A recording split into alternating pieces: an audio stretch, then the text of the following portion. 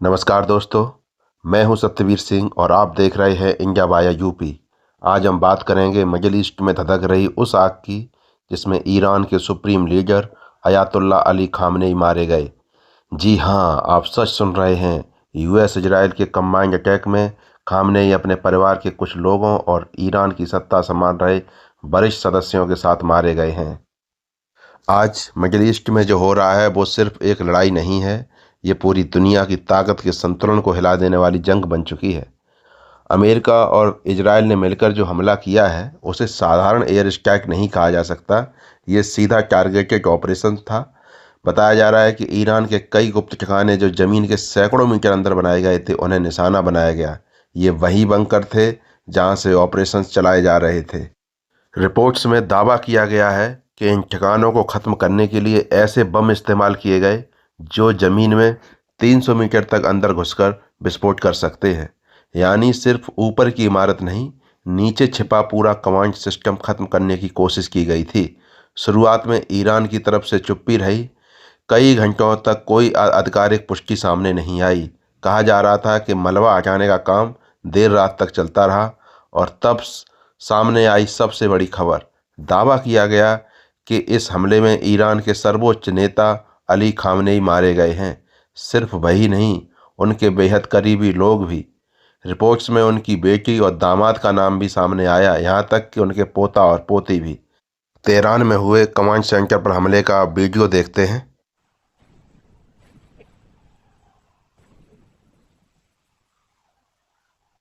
हालांकि शुरुआत में इसे अफवाह बताया गया, लेकिन फिर अमेरिकी और इजरायली सूत्रों ने दावा किया कि टारगेट सफल रहा और बाद में ईरान के सरकारी मीडिया ने भी मौत की पुष्टि की।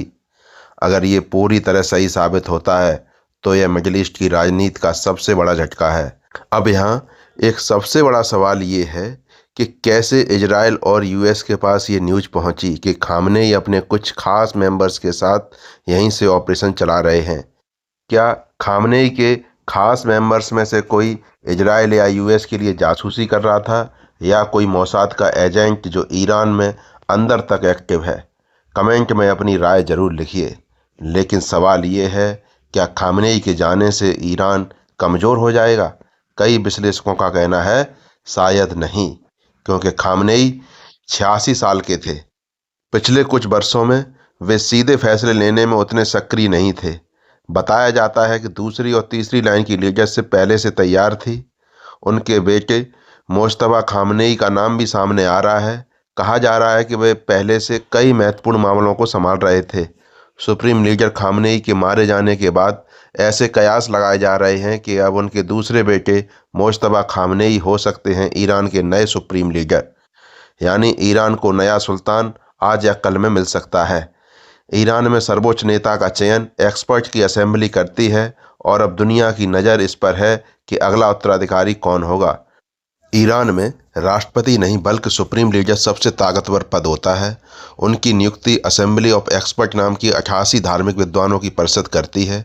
जब मौजूदा नेता की मृत्यु या इस्तीफा होता है तो यही परिषद नए नेता का चयन करती है। करते हैं संभावित उत्तराधिकारी कौन कौन हो सकते हैं। मोज्तबा खामनेई जो अयातुल्ला खामनेई के बेटे हैं, उनकी बात हम इस वीडियो में पहले ही कर चुके हैं। दूसरा नंबर आता है अली रेजा अराफी, सर्वोच्च नेता चुनने वाली विशेषज्ञ सभा का हिस्सा रहे हैं। अगला नाम है अली असगर हिजाजी, ईरानी खुफिया विभाग की जिम्मेदारी इन्हीं के पास है। हाशिम हुसैनी बुसहरी, प्रमुख धर्मगुरु के साथ साथ कई अन्य भूमिकाओं में रह चुके हैं। एक और बड़ा नाम चर्चा में है अली अकबर विलायती, विदेशी मामलों में खामनेई के सबसे करीबी सलाहकार रहे हैं। उम्मीद की जा रही है कि असेंबली ऑफ एक्सपर्ट अगले 24 घंटे में ईरान का नया सुप्रीम लीडर चुन लेगी। लेकिन कहानी यहीं ख़त्म नहीं होती है। हमले में सिर्फ राजनीतिक नेतृत्व ही नहीं, ईरान के कई बड़े सैन्य अधिकारी भी मारे गए बताए जा रहे हैं। इसमें ईरान के रिवोल्यूशनरी गार्ड्स कॉर्प्स के उच्च अधिकारी शामिल होने की खबर है।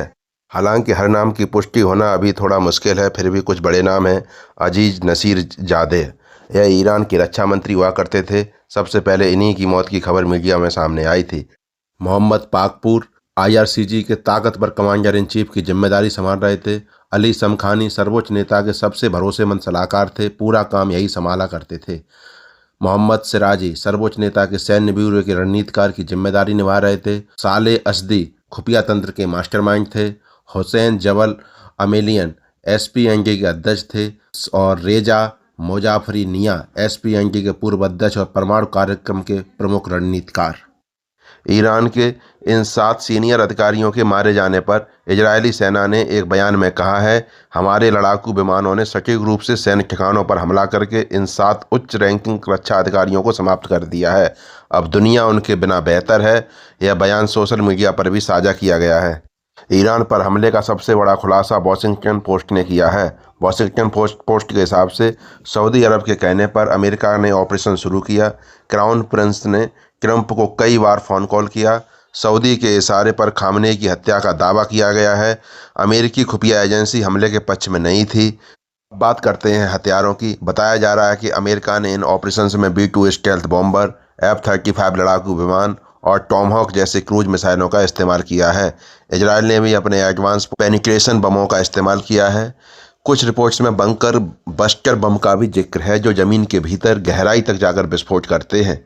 अगर सच में 300 मीटर तक मार करने वाले हथियार इस्तेमाल हुए तो ये दुनिया के सबसे ताकतवर कन्वेंशनल वेपन्स में गिने जाते हैं। अब आते हैं ईरान के जवाब पर। ईरान चुप नहीं बैठा। कुछ ही घंटों बाद जवाबी कार्रवाई शुरू हो गई। ईरान ने बैलिस्टिक मिसाइलें दागी, ड्रोन्स हमले किए। टारगेट बने इजराइल के शहर, सैन्य ठिकाने और अमेरिकी बेस, जो खासकर यूएई, सऊदी अरब और कतर के आसपास बने हुए थे। दुबई इंटरनेशनल एयरपोर्ट पर 2 ईरानी मिसाइलें जाके गिरी। यूएई में तैनात यूएस आर्मी की 5th फ्लीट को भी ईरान ने काफ़ी नुकसान पहुंचाया है। बताया गया है कि खाड़ी क्षेत्र में मौजूद अमेरिकी ठिकानों को भी निशाना बनाया गया है। इंटरसेप्शन सिस्टम सक्रिय हो गए हैं। कई मिसाइलें हवा में ही मार गिराई गईं, लेकिन कुछ जगह नुकसान की भी खबर आई है। इस पूरे संघर्ष का असर अब सिर्फ 3 देशों तक सीमित नहीं रहा है। दुनिया भर में व्यापक प्रदर्शन शुरू हो चुके हैं। कल भी शेर था, आज भी शेर है।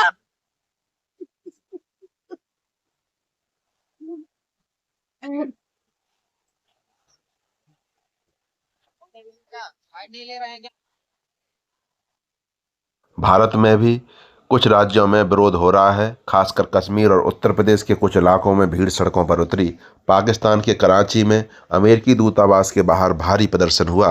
रिपोर्ट्स के मुताबिक भीड़ ने अमेरिकी दूतावास में आगजनी की कोशिश की। स्थिति पर काबू पाने के लिए पुलिस को गोली चलानी पड़ी। करीब 8 लोगों की मौत की खबर सामने आ रही है। यूरोप और मिडिल ईस्ट के कई देशों में भी प्रदर्शन हुए। अब सबसे बड़ा सवाल, क्या ये जंग और फैलेगी?